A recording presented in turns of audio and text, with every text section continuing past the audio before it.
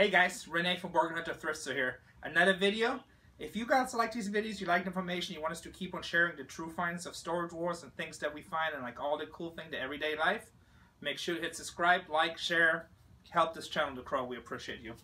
Anyway, so every now and then we get stuff in deals where it's just the history is super cool and it's just kind of nostalgic. You know, I like the trains and I like the toys and I like all that fun stuff, video game stuff.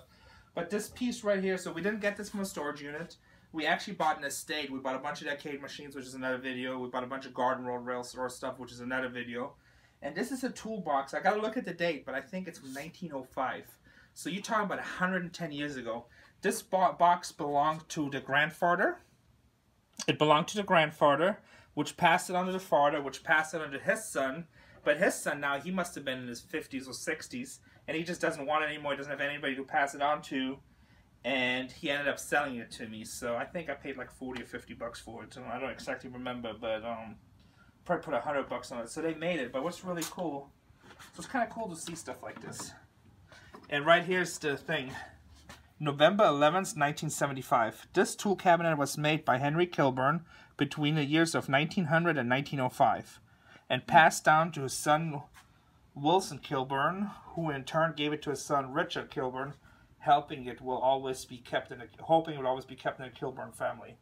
So Richard Kilburn, I think that was the dad, and then I bought it from his son. So 4 generations. This is all handmade, and just look at the craftsmanship. It actually has some little tools in it. Let's see what this Hercules high-speed drills. Made in USA, 12 cents. That must be 1940s. You know what? I never even opened up the drawers.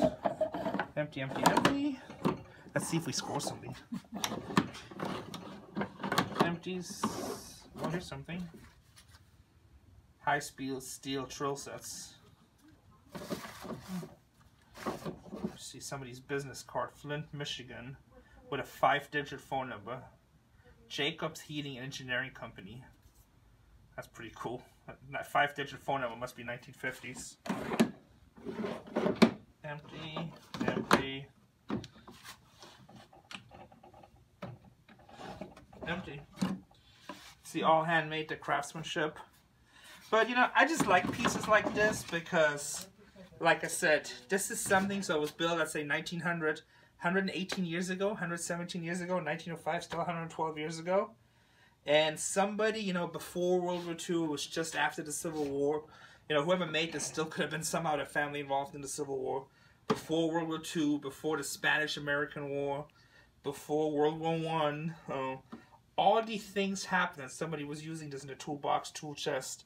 You know, when we sent the first man to the moon, when we invented the first telephone, you know, right around that time, we just got Victrola phonographs.